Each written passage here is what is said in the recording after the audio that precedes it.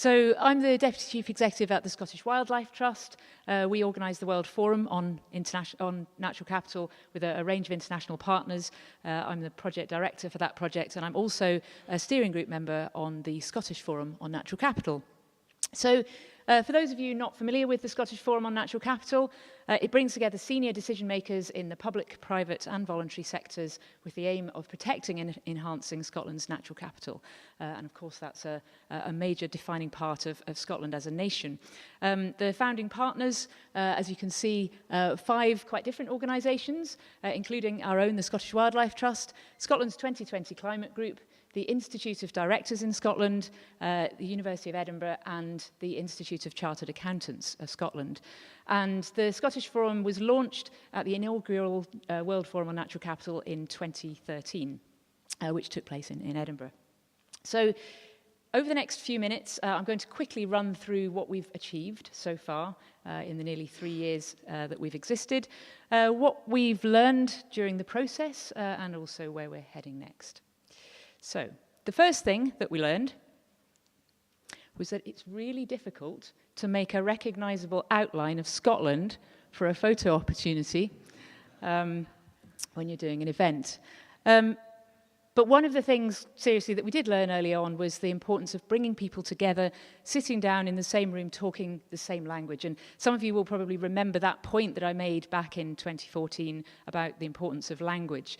We also understood early on the importance of clear communication at events like this, but also through infographics such as this one. So we took a light-hearted approach to natural capital, based this on the iconic industry, which is the whisky industry in Scotland, worth £5 billion a year, as I'm sure many of you will know. And it's rather like a recipe with the ingredients and method based on natural capital thinking.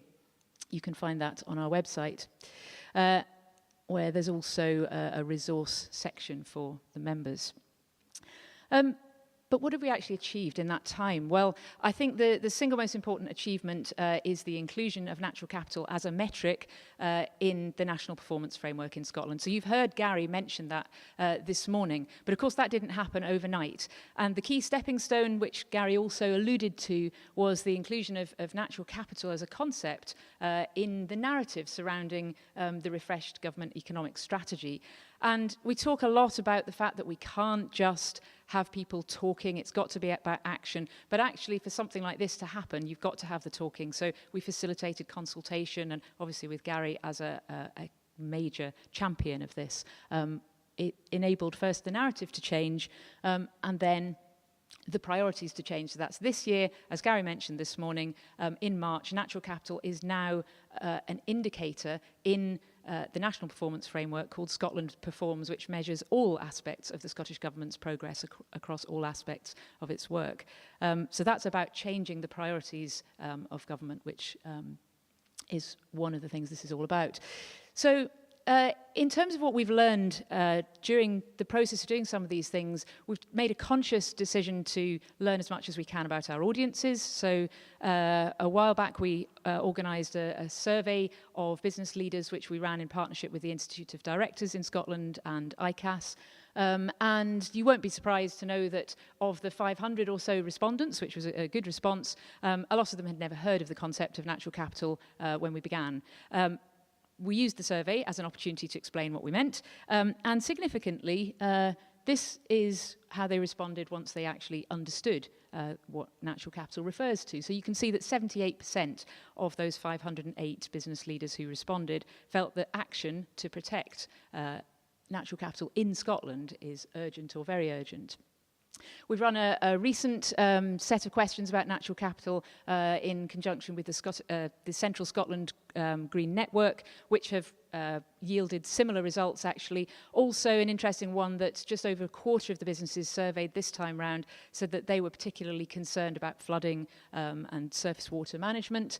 And actually we've just brought in the results of a new survey into landowners and farmers that we've run in conjunction with the National Farmers Union in Scotland and Scottish Land and Estates. And we haven't actually released the results yet, but I've seen them. And I can tell you that it reflects very high potential for engagement amongst that audience, which is really exciting.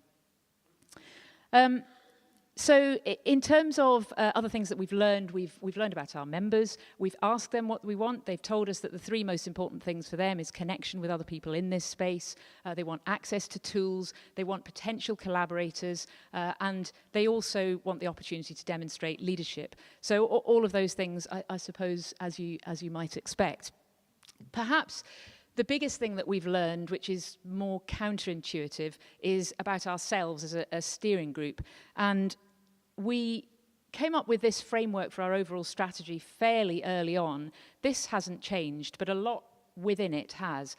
In the early days, most of the steering group meetings were really all about, you know, are we all talking the same language? How long is it going to take us to calculate the value of Scotland's natural capital and so on? But we need action. We need action. We can't just spend all of our time talking.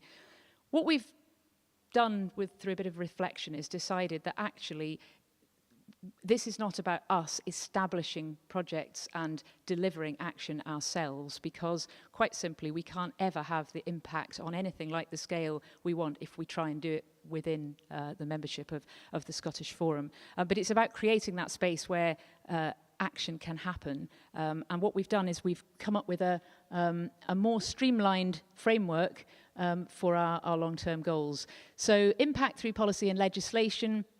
As you can see, the natural capital indicator is a crucial part of that. Impact through knowledge and innovation. We'd be really, really interested in what people in this room believe is necessary with regard to innovation in the natural capital space. We had a big discussion about that at the last steering group meeting. And we know innovation is important, but innovation is defined in many different ways. So your thoughts would be welcome on that over a coffee later on. And then finally, impact through catalysing action. So we've got a massive opportunity to bring all these exciting initiatives to Scotland. The Natural Capital Protocol, promoting the Natural Capital Declaration, which of course is for signatories within the financial sector, and just making sure that we're learning as much as we can from around the world. And I would say that I was massively impressed to hear that the Irish Forum has 400 members. I thought that we were doing well with 79. We got to 79 members quite quickly and decided that we weren't going to actively try and recruit more. Those are member organisations, not individuals. But one of the things that we have been pleased with is the breadth, where actually it reflects big businesses, SMEs, National Farmers Union, the Scottish Government, public agencies, voluntary sector organisations. So we feel that that's a strength that we need to build on, and there's plenty of room for us to learn from all of you in this room as well. So thank you very much.